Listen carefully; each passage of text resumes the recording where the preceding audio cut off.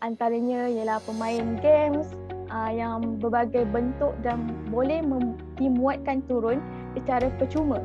Juga online chatting yang membincangkan perkara yang tidak berfaedah, hiburan dan sebagainya. Sekiranya para pelajar terlalu asyik dengan internet atau ketagihan internet, ia akan memberi kesan yang tidak baik terhadap hubungan sosial di dalam masyarakat kita. Dengan itu, kami sebagai pensyarah, setiap pelajar perlu menetapkan masa pembelajaran online khas untuk subjek tertentu yang memerlukan interaksi pengajar. Pembentangan juga boleh dirakamkan melalui video terdahulu bagi mengelakkan berlaku masalah internet dan dihantar kepada pensyarah yang kerana ia lebih berkesan daripada melakukan pembentangan secara online akan mengakibatkan sesetengah pelajar mengalami internet yang tidak berkualiti. Namun segelintir pelajar tidak ambil berat tentang masalah yang dihadapi.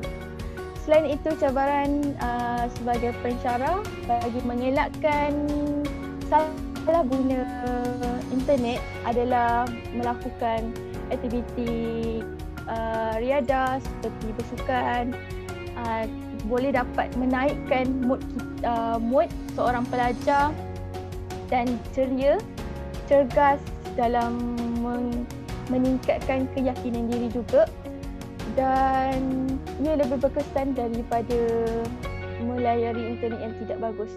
Dan tidur yang tidak teratur juga salah satu yang penting untuk semua para pelajar dan masyarakat supaya kita boleh lebih fokus belajar secara atas talian.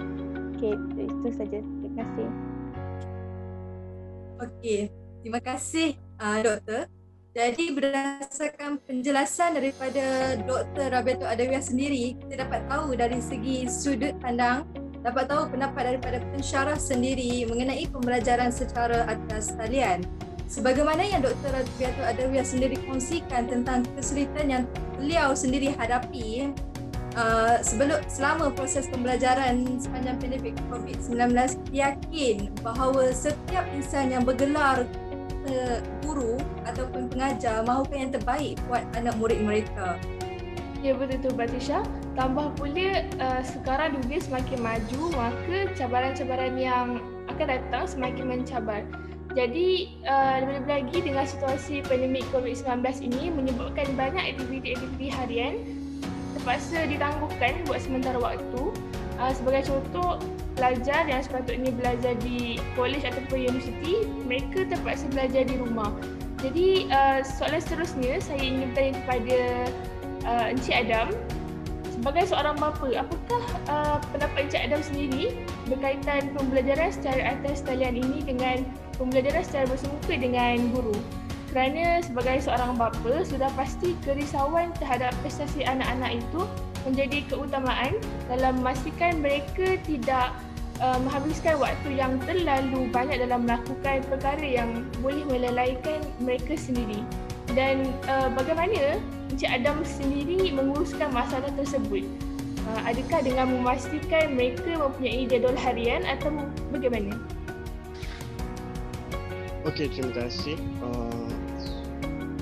Seperti yang kita sedia maklum, apabila pandemik COVID-19 melanda negara, semua orang susah. Daripada peringkat tenaga pengajar, pelajar dan ibu bapa. Pada pendapat saya melihat pembelajaran atas talian ini dari dua sudut yang berbeza, iaitu dari sudut positif pembelajaran atas talian dan sudut negatif. Saya mulakan dengan sudut positif pembelajaran atas talian. Apa yang saya dapat lihat, pembelajaran atas talian ini dari sudut positif, dia memberi ruang dan keselesaan kepada anak-anak semasa belajar di rumah. sebelum ini semasa pelajar dapat bersemuka dengan guru, kita dapat lihat ada setengah ibu bapa yang merungut anak tidak dapat tempat yang terbaik, tidak mendapat keselesaan yang sepatutnya di sekolah. Jadi apabila COVID-19 melanda negara, kita dapat melihat pembelajaran atas talian ini adalah salah satu cara yang terbaik untuk menyelesaikan isu tersebut. Yang kedua, saya dapat melihat dengan sangat jelas bahawa markah peperiksaan anak boleh jadi lebih baik ketika berada di pandemik ini, pandemik COVID-19 ini. Kalau kita lihat sebelum ini, ketika pelajar dan guru bersemuka di sekolah dan di kelas, saya dapat lihat pembelajaran anak-anak ada sedikit turun dan naik.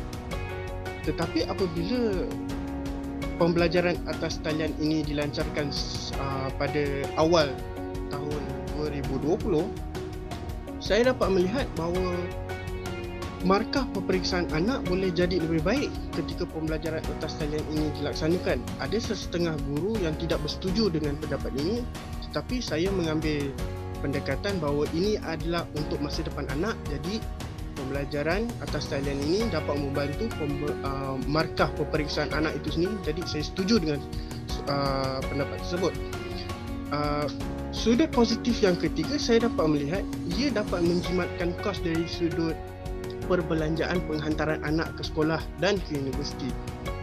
Apabila anak telah diterima masuk ke universiti atau sesuatu sekolah yang berprestasi tinggi seperti asrama penuh, saya dapat melihat ibu bapa mengeluarkan belanja yang sangat besar dan ada kalanya lebih daripada apa yang dijangkakan untuk kebaikan anak-anak. Jadi ketika pandemik ini berlaku, pembelajaran atas talian juga sebenarnya telah menyelamatkan ekonomi keluarga itu sendiri.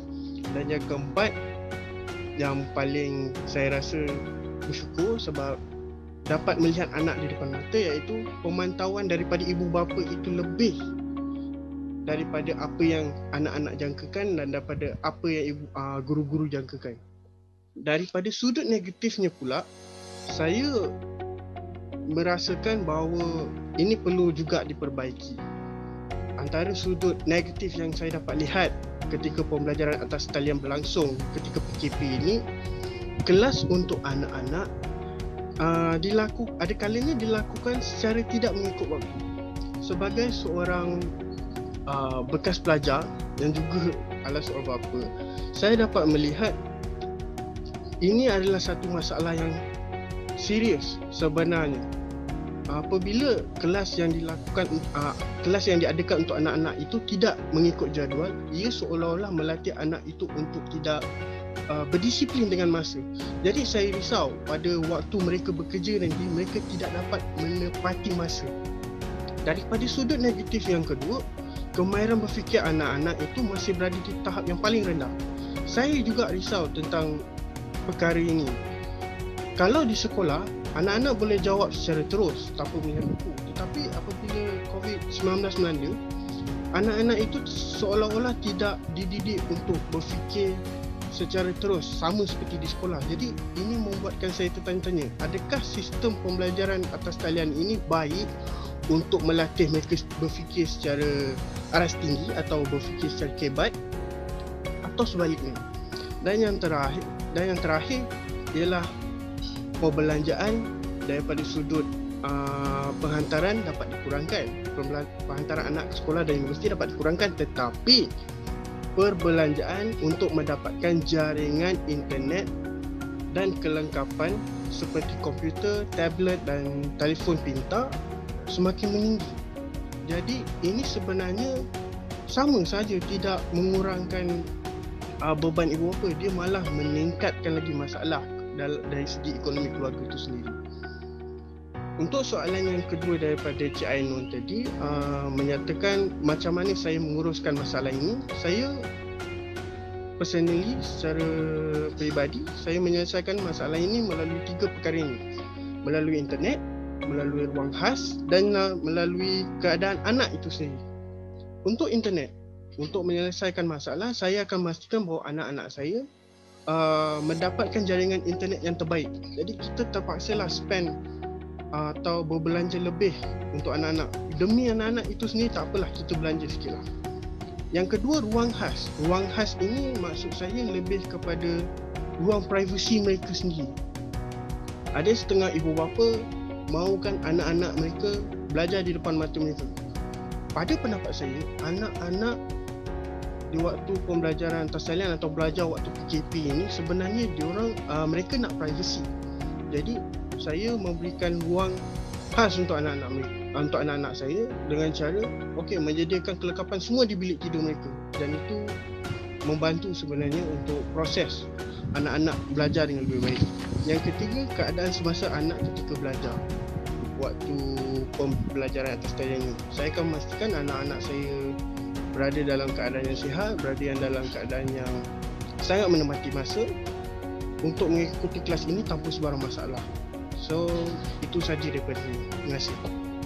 Terima kasih Encik Adam di atas perkongsian sebentar tadi.